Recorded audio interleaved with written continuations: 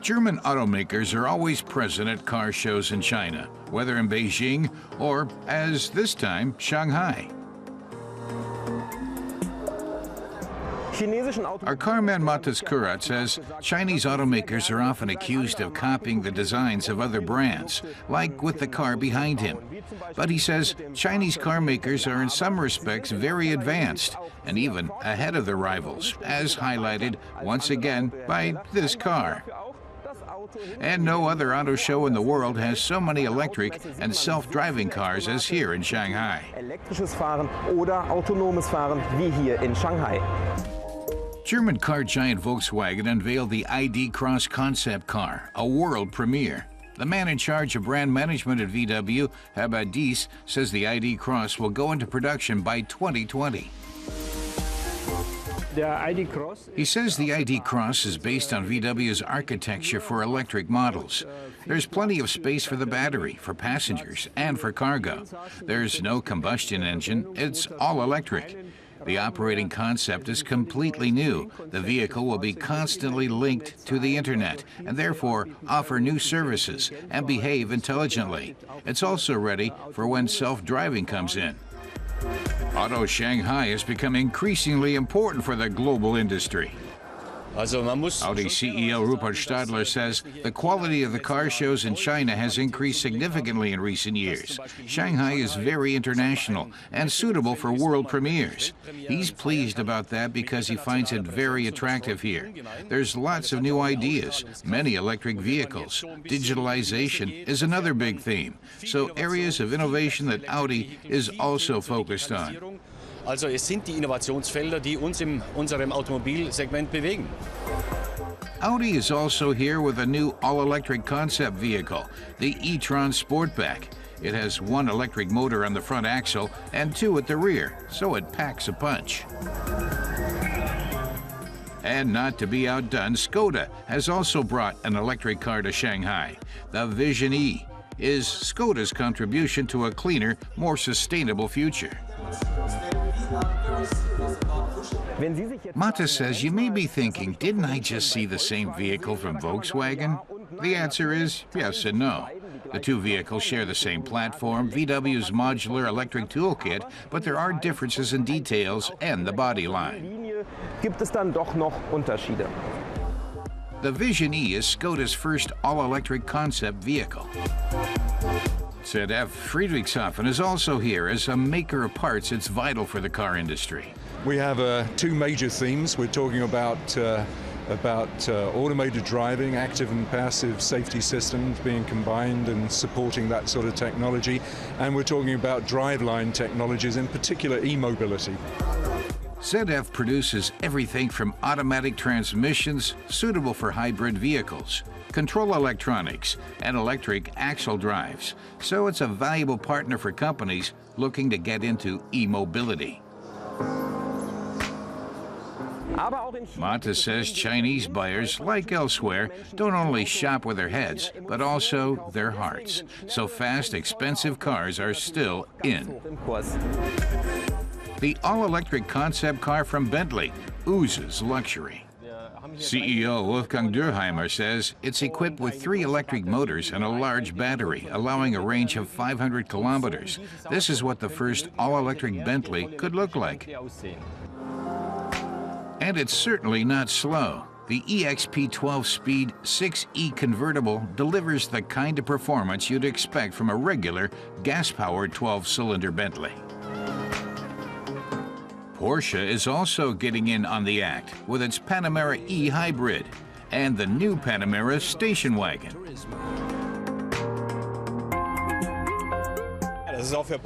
Porsche CEO Oliver Blume says this is a whole new segment for the company, linking great comfort with the sporty nature of the Panamera basic vehicle. It's the first Panamera with 5 seats, but includes many genes from the 911 and the 918 Spider. And Porsche has also made an extra-long Panamera, the Executive, exclusively for the Chinese market. The new S-Class from Mercedes also had its world premiere here in Shanghai. It's not an electric vehicle, although a plug-in hybrid version is planned. The flagship vehicle is the Maybach S680, designed to be the epitome of luxury.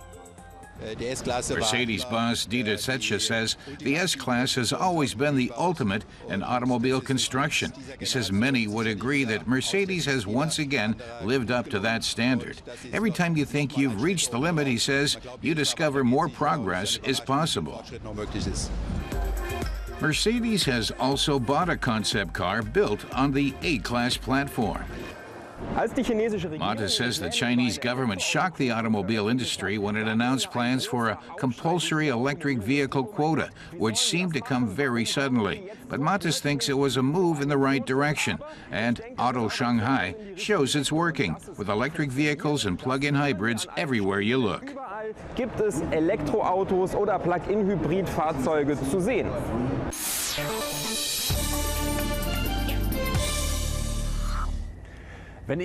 Our car tester, Andre Zimmermann, says when he thinks of Cadillacs, he thinks of oversized cars with lots of chrome and luxury to spare.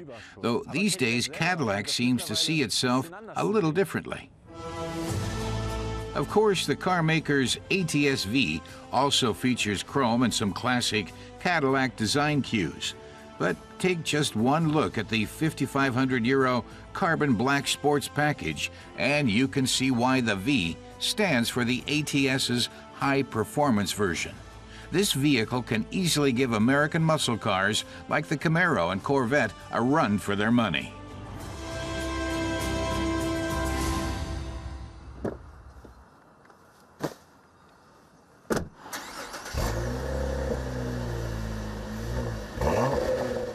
The ATS-V is powered by a V6 engine with an output of 346 kilowatts. Its buyers shouldn't be too environmentally conscious or cash-strapped, as official fuel consumption is 11.6 liters per 100 kilometers, and it's bound to be even higher in real-life conditions.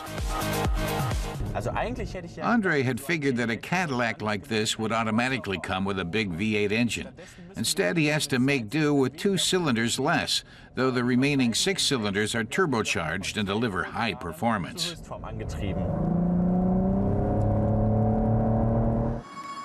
The ATS-V also comes with Cadillac's magnetic ride control. This adaptive damping system constantly monitors road conditions using electronic sensors and quickly adjusts the suspension accordingly. The Cadillac flies from 0 to 100 kilometers an hour in 3.9 seconds and rounds curves with ease.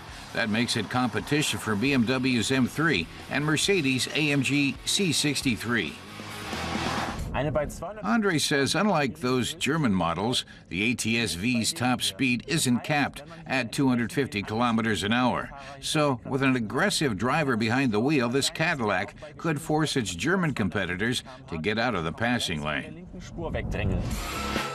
Unlike its German competitors, carbon ceramic brakes aren't an option with the ATS-V. Still, the ones supplied by Italian brake specialist Brembo do a fine job. Cadillac is marketing the ATS-V as a track-capable vehicle, and Andre can believe it's suitable for racing. Even on roads like this, the car goes like the wind. He thinks it's a nice gimmick to have the button that switches off the ESP mounted right on the steering wheel, as it's normally tucked away on the dash or in the center console. By putting it here, Cadillac is making it clear that this is a car you can push to its limits. Das ist das Auto, mit dem du ohne Probleme den Grenzbereich erkunden kannst. Thanks to its tires, which were custom-made for the ATS-V, the American model keeps a firm grip on the road, even when accelerating out of turns. But Andre says the ATS-V's Achilles heel is its transmission. While its competitors offer either manual or dual clutch transmissions, here you have to make do with an 8-speed automatic. You can shift the gearbox manually, but it's still no match for the competition in terms of shift time and precision. He thinks the competition's dual clutch transmissions are much nicer. Das ist leider nicht so schön wie die Doppelkupplungsgetriebe bei der Konkurrenz.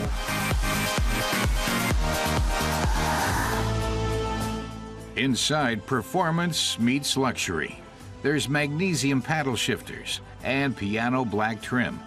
Drivers can recharge their cell phones on a hidden wireless charging mat. The seats are made from suede and leather.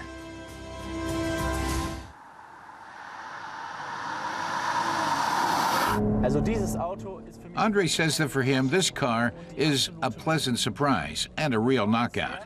In terms of performance, the Cadillac measures up to its German competitors and has a similar entry-level price.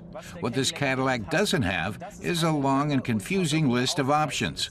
What it does have is the prestige and uniqueness of a Cadillac, because in Germany, German cars can be found on practically every street corner, whereas this one is a rare sight. Den sieht man in Deutschland fast gar nicht. And this prestigious powerhouse can be had for a starting price at just under 70,000 euros here.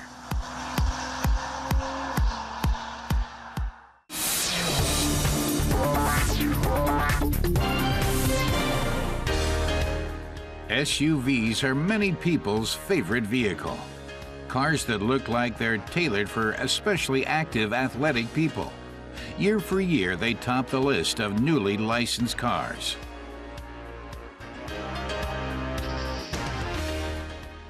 We took a look at 6 SUVs in the compact segment that are riding this wave of success.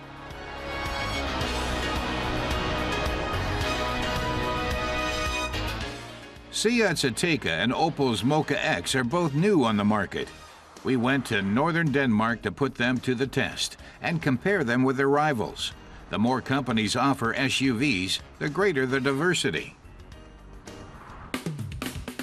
With the V40 Cross Country, Volvo sets the standard for Noble S. The top version with 180 kilowatts and all-wheel drive was our favorite in this comparison. But the Volvo's power and dynamism aren't the only aspects that top the rest. So does the price. Our test car broke the 50,000 euro barrier with ease. But Volvo fans get something for their money. Cool Scandinavian design, finest materials, and good craftsmanship. The Cross Country is 1.2 centimeters higher off the ground than the normal V40. That's not only practical, it looks good too. Fiat comes late to the SUV boom, but not too late. The new Ateca is well equipped. Its form isn't eccentric like its brother, the Seat Leon. It's more generically pleasing.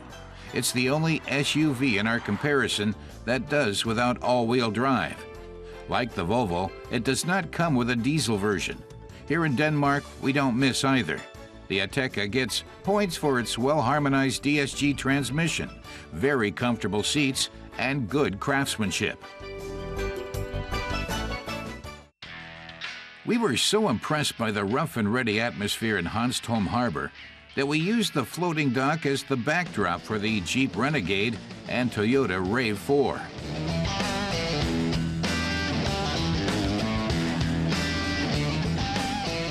Visually, the Jeep Renegade is the most eccentric in our comparison. Its many curves and playful details reveal an Italian pedigree, and the cuddly design is popular. Since 1941, Jeep has stood for off-road capability, and the Renegade is no exception. The Jeep is a rough, tough guy. Its 125 kilowatt diesel engine makes it hard to slow down, and it's the only SUV in our test that can really say it's truly at home off-road.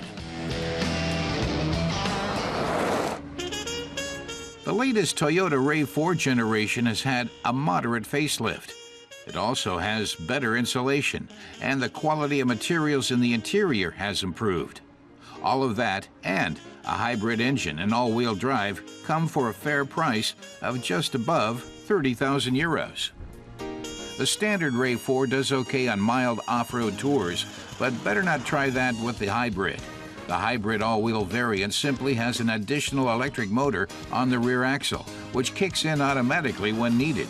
But that can't do the job of a constant four-wheel drive. The focus here was clearly on fuel efficiency. And with an average fuel consumption of just 5 liters per 100 kilometers, the RAV4 is definitely the thriftiest of the SUVs we're testing.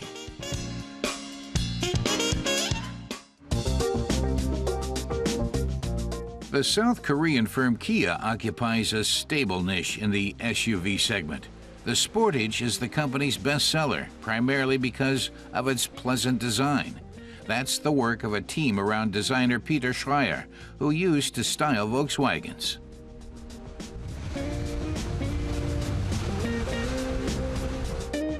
The interior is pleasing too, but what ensures success is that the technology lives up to what the overall design promises. The powerful 136 kilowatt diesel engine and the classic automatic torque conversion transmission are as convincing as the adequately comfortable suspension. The Kia Sportage is a well-built SUV with plenty of optional features. Opel's crossover Mocha now sports an X in its logo and new LED headlamps. If you're willing to pay extra, it's available with several assist systems that make driving not only easier, but also safer. An important advance over the old Mocha is the sat-nav with touchscreen. But our test car with all the works would also cost more than 30,000 euros. With its 100 kilowatt diesel engine, the Mocha moves right along. Our only problem was that the otherwise acceptable level of comfort suffered a bit from the big 18-inch wheels.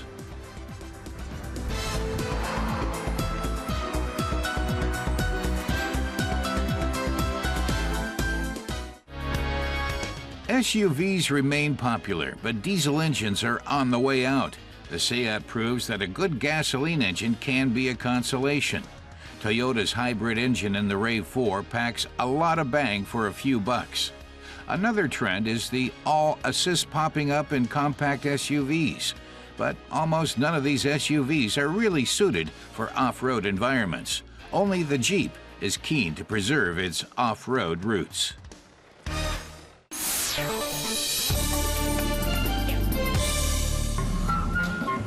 Making affordable small cars for the common person is an Italian specialty. This tradition began in the 1930s with the first series production compact to boast a 4-cylinder engine, the Fiat 500, better known as the Topolino.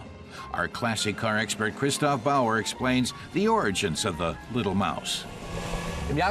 He says that in 1933, Fiat patriarch Giovanni Agnelli commissioned a 29-year-old engineer named Dante Giacosa to develop an economical small car.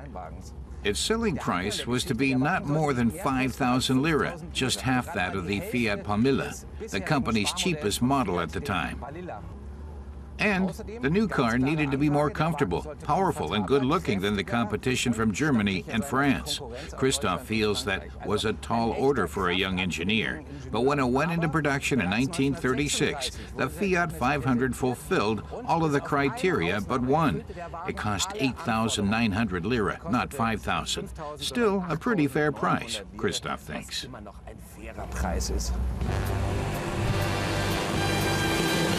Beginning in 1936, the little Fiat was assembled on a modern production line at the carmaker's Lingotto plant in Turin. By 1954, some 520,000 A, B, and C model Topolinos had been built. Aside from the sedan, the 500 was also available as a station wagon, initially called the Giardiniera and later the Belvedere. But how did the Fiat 500 come to be known as the Topolino? Christoph says that in the early 1930s, Walt Disney's Mickey Mouse became popular in Italy, but due to licensing issues, Mickey was known here as Topolino, or Mouselino. And because the 500's freestanding headlights bear a slight resemblance to Mickey's ears, it soon was given the nickname Topolino. The Fiat 500 proved to be robust, durable, and fuel efficient.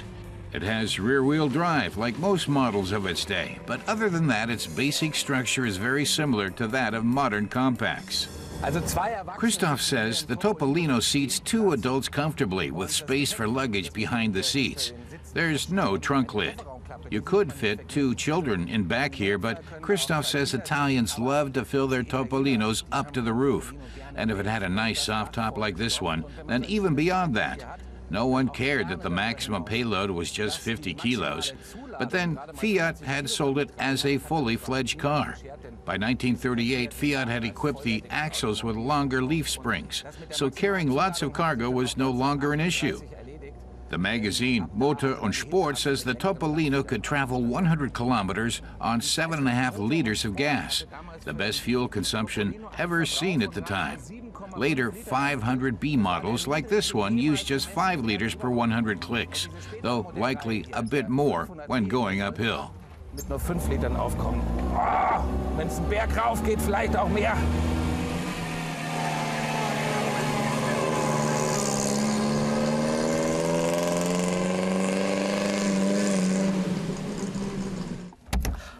When it comes to design, Christoph says the Topolino is clearly influenced by the streamlined shapes that were popular in the 1930s.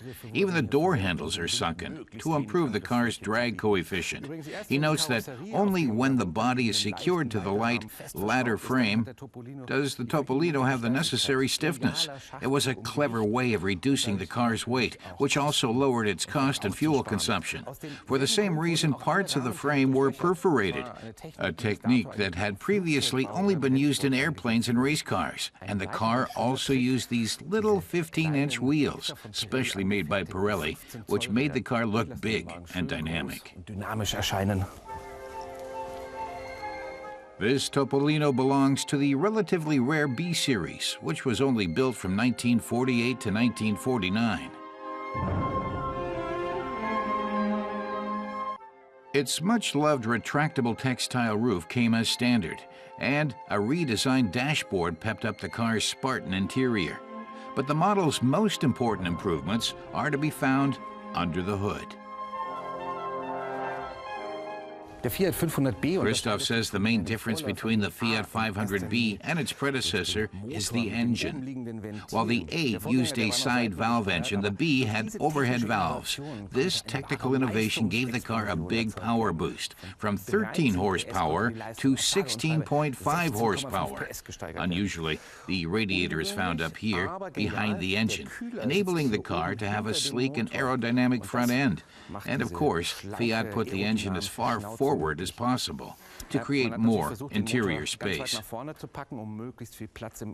So while the firm was bent on saving money, they didn't scrimp on technology. Christoph says the only drawback is the crankshaft, which only has 2 main bearings, so after just 50,000 kilometers, the engine often needs an overhaul. But the throaty-sounding inline 4-cylinder engine has to work pretty hard. Its 0.6 liters of cubic capacity means it can reach just 95 kilometers an hour. Christoph says for people with big feet like him, the car's not easy to drive because the pedals are so close together. But otherwise, it's great fun to drive around with in the wind in your hair. And in its day, the Topolino impressed car testers too. One German magazine praised its low center of gravity, good weight distribution, and great road holding. But first and second gears aren't synchronized, so when downshifting, you really need to double declutch. But Italians love to do that anyway. They call it la doppietta. Topolinos weren't just popular in Italy. They were exported around the globe, to as far away as China, Australia, and the US. The little Fiat was also produced under license by NSU in Germany, Steyr-Puch in Austria, and Simca in France.